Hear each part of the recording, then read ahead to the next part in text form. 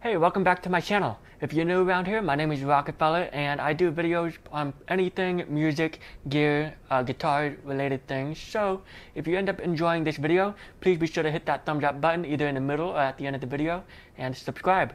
Today we are going to be checking out Headrush's most recent, smallest, and affordable processor, the MX5. And then we are going to be comparing this to the Headrush Gigboard. I've been using the Headrush Gigboard for the past, I would say, a year and a half now. And I recently got the MX5 just last week. So this isn't a sponsored video, and the MX5 wasn't given to me on a loan by Headrush. I tried, but they said nah. But they did offer me a pretty good discount on the MX5. So huge thank you to Headrush for that. But don't think I'm going to take it easy on your MX5. If it sucks, it sucks. Alright, let's just jump straight into today's video and talk about the MX5 first, what you can get with this, and then compare the MX5 to the Gigboard. After all that, we will be turning both of these on and we will go through all of the effects, amps, whatever it is, go through all of the settings and see if there's anything missing in between these two. Now when you order your MX5, here's what you can expect to receive with your processor. It comes with a USB cable, two of the 1/8 inch MIDI adapters, and a power cable. Alright, now before I power this thing on, let me give you a rundown on everything that's going on the outside and what you can do with this. So we have a built-in expression pedal, which is really neat. The tension is adjustable. Instead of it having 4 buttons on the bottom like what the Gigboard has, this one only has 3.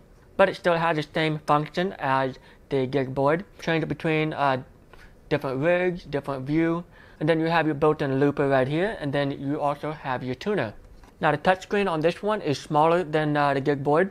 This one is 4 inches while the Gigboard has 7 inches. Alright, now on the back, alright, so you have your guitar input, and then you have your expression pedal input in case you want to use an external expression pedal. And then you have your effects send and return for any external pedals that you'd like to use. And then you have your 2 output, which is for your right and left mono.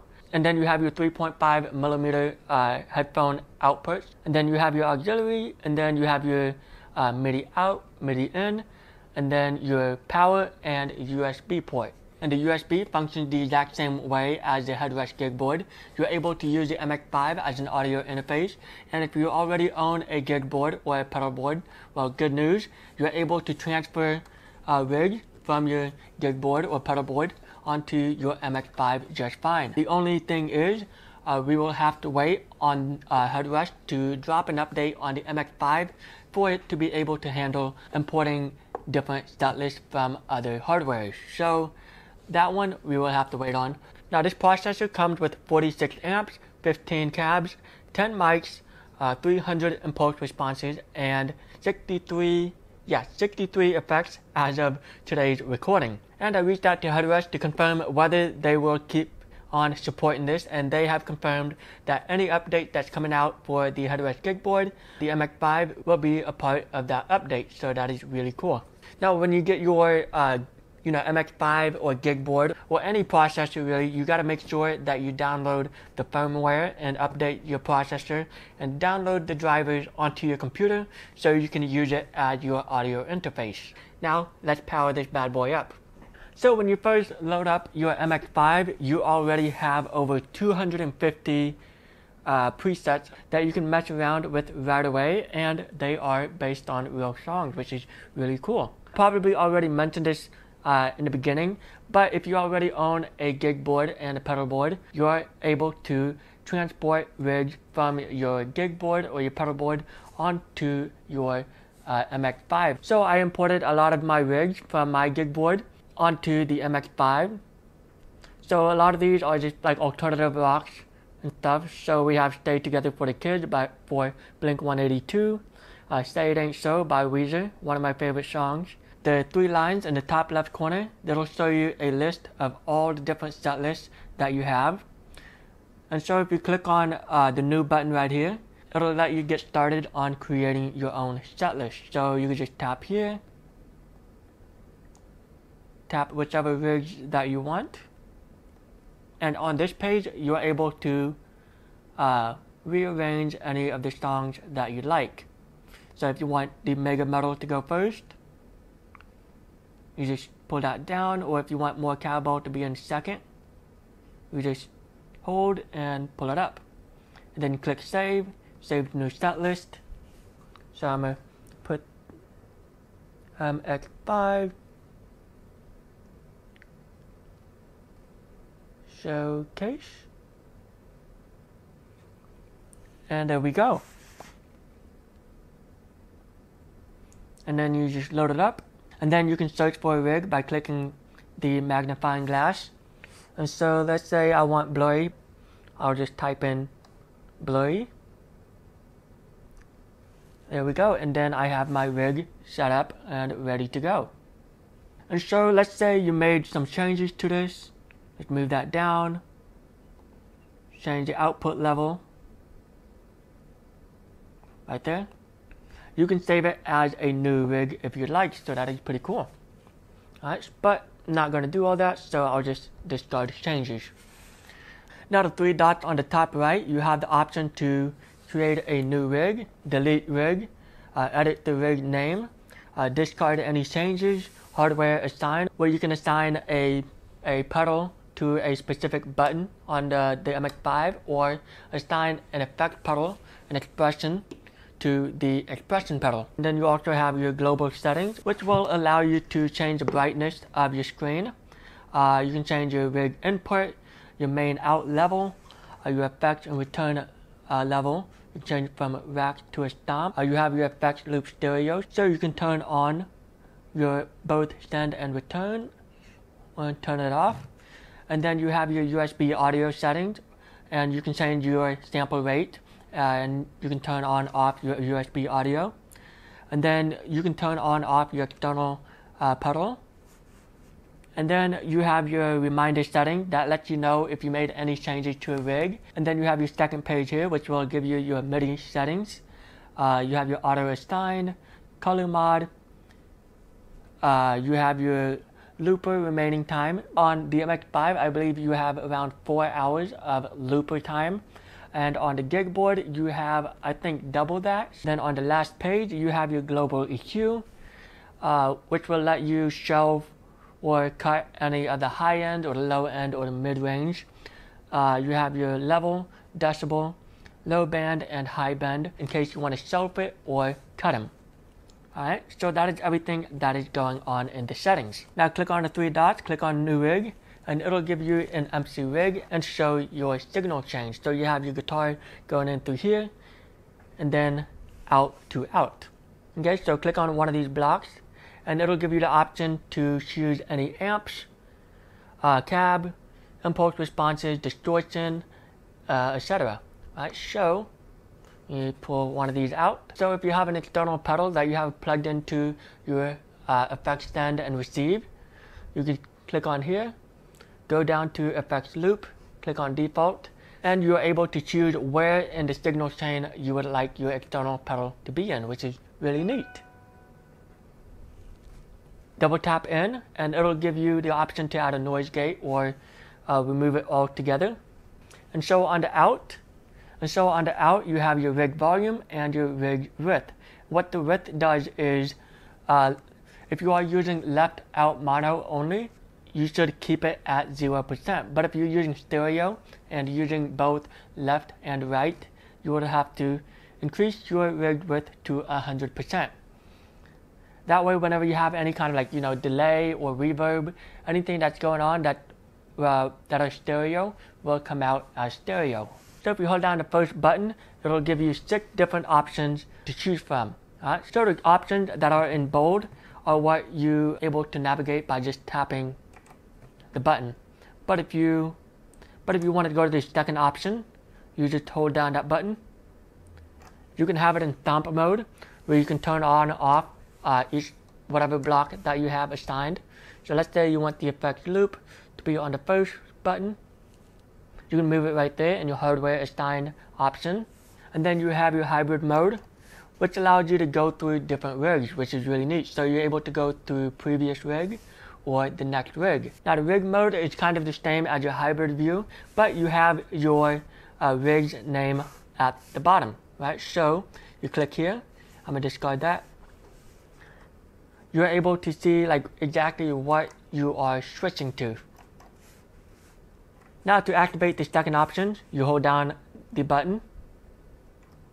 And what hands-free mode does, it allows you to change anything without needing to use a touchscreen or use any of the knob. So you could just use your expression pedal to kind of turn it like that. You switch next. Turn the volume up a little bit on that. And then raise the minimum volume to right there. Alright, and then you hold it down and you switch to the next block. Want the axis on, use the pedal, turn it on. Amps, turn up the volume on that. Now let's try out the Statless Mode. You hold down the button for that. Okay, so let's say you want to go to your crunchy set list. You click on that, and that'll load up your crunchy set list. Hold the button down again. Go to set list. And you're able to switch out of that set list whenever you want. And then on the last one, you just have your lock screen. And you're able to transfer any image that you'd want to be used as your lock screen. Okay, so now let's talk about the differences between the MX5 and the Headrush Gigboard. So I'll start off with the price point.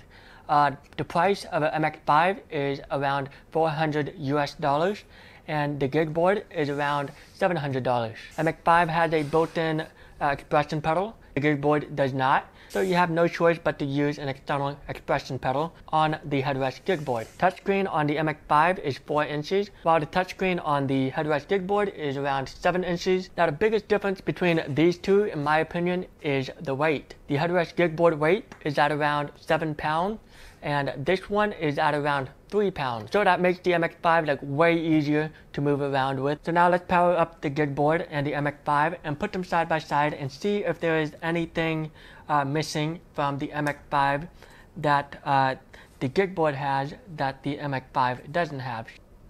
Okay, so I have my MX5 powered up, ready to go. And right here, I'm gonna have to swipe all the way to the very top to get to the very first presets on the Gigboard. So you have Personal Guru, Modern Plexi, Food Fight, Sweet Home Bro, Passing Lane, Shredding Colt. Alright. Look real closely on that. Food Fight, Sweet Home Bro, Passing Lane, Shredding Colt. So everything is exactly the same on the MX5. We go all the way down, and we go to the last one. So at 270. What I've noticed about on the Gigboard is when you swipe up like that, it's a little bit slower than the MX5. Okay, so at 270 we have WDW Harmony. 270 Harmony. All right. Let's create a new rig. Let's hit a block and see if there's anything missing from these two. New rig. Hit a block. Alright. So amps.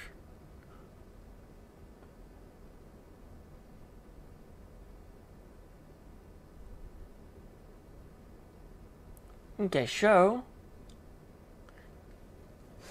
click on the amps.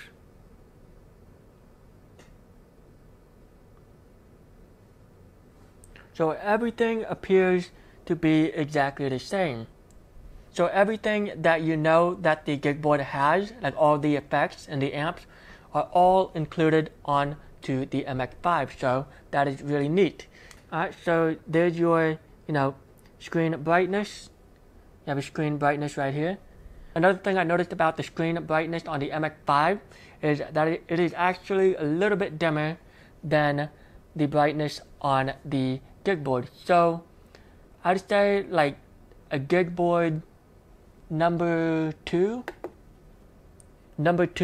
brightness is equal to the MX5 maxed out brightness. So I'm thinking maybe because of the size of the screen, they have to kind of limit the amount of brightness that the screen can output. So maybe it's because of some overheating issues or whatever, but that is just fine because it is still a pretty well lit screen. You still have your main out, effect return level, your USB audio, sample rates, audio assign, expression pedal, external amp, toe switch. That one seems to be missing.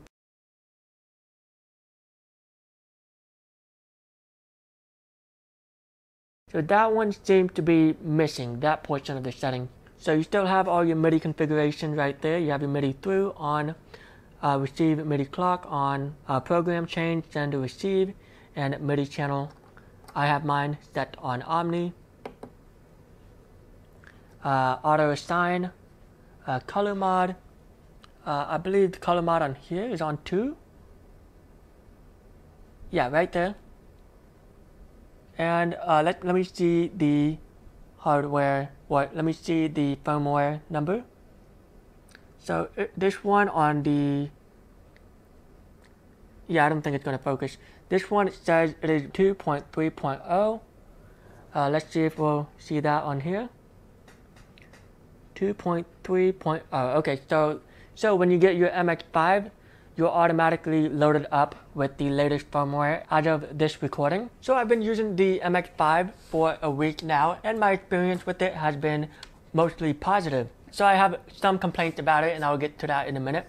But I want to talk about all the positives about this MX5 first. The main point that the Headrush had about the MX5 is that it is the most compact, lightest, and most affordable processor yet, and they weren't kidding about that. You get the exact same sounds as a Gigboard, but on the MX5 it is way more compact. I took it with me to band practice last week, packing it up, unloading it, and then setting it up, getting it ready to play.